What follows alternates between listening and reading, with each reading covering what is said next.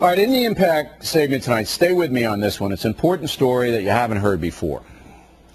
As we reported last night, it looks like Congress will now investigate the far-left group Acorn.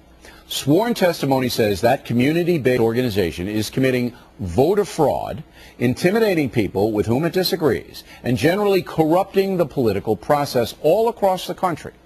Democratic Congressman John Conyers, a liberal, is calling for a full investigation. Now, last fall, before Election Day, the New York Times was investigating Acorn's ties to the Obama campaign. The Times reporter on the story, Stephanie Strom, called one of her sources and said this. Hi, Anita. It's Stephanie. I have just been asked by my bosses to stand down. They want me to hold off on coming to Washington. Sorry, I take my orders from higher up. Sometimes. Anyway, I'm sorry about this, and we'll still be in touch. Take care, and let me know if there's anything I can do to help you. Take care. Bye-bye. Now, if the Times killed that investigation, it's a violation of every journalistic ethic and may have even influenced the election. To be fair, the Times did run a story before the election about Acorn's partisan approach, but stopped there. Now, we called the New York Times today. Paper would not make Ms. Strom available, but did issue this statement. Every day we make news judgments about which stories to publish and which ones not to pursue. Political considerations played no role in our decision about whether to cover this story, unquote. Let's not analyze this and President Obama's trip. The purveyor of DickMorris.com, Mr. Morris. Disturbing. Disturbing. Okay, now, that phone call was made by the New York Times reporter to a whistleblower. That's Anita, okay? And the whistleblower testified under oath before Conyers' committee in Washington that the New York Times killed the story. Right. That they were very close to linking Acorn to the Obama campaign in a bunch of voting shenanigans. What were those shenanigans? Well, some of them related to fundraising. The Obama campaign apparently made available to Acorn its full list of campaign contributors. Now, some of those are publicly filed, but it made it available before they were publicly filed of their maxed out donors. It might be. Might be a technical violation for coordination, but wait a minute. More importantly, they made available all donors under $100, which they were refusing to release to the public. Now, that is illegal. They're allowed to file it publicly like McCain did. McCain chose to file all of his donors, even those under 100. Obama did not.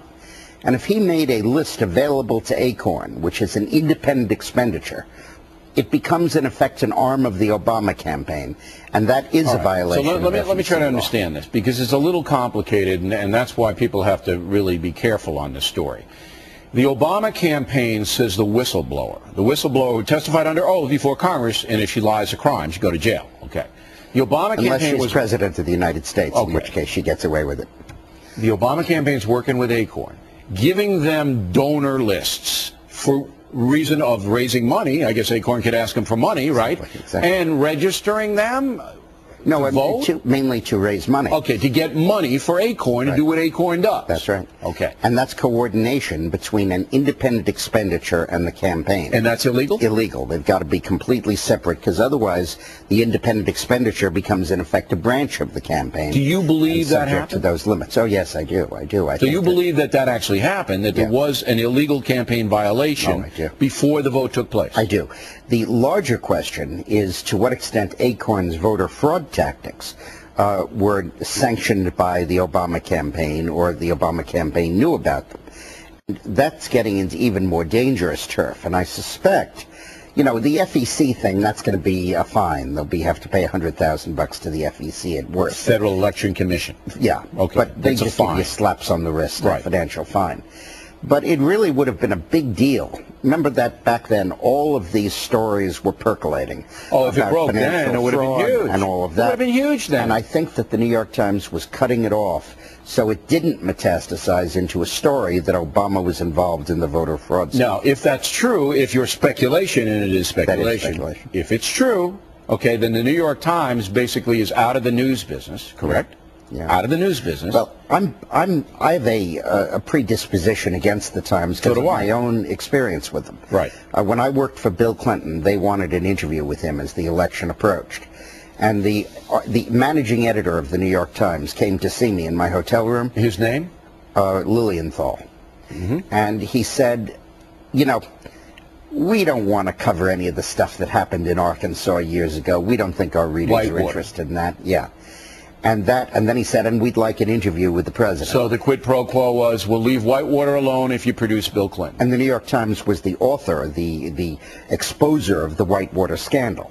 And so they'd shut it down if you pony him up. Did you pony him up? We sure did. And not only that, but then the reporter who conducted the interview gave me the questions in advance. Whoa! And asked me, would I give him any suggested other questions? Did you write that in any of your books? Yep. Which book?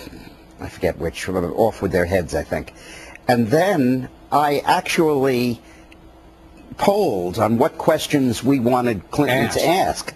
And then I gave him the list of questions, and he read down the thing. You know, I have been reporting on press corruption here for what? Last 5 years? Right. This is why we're doing it.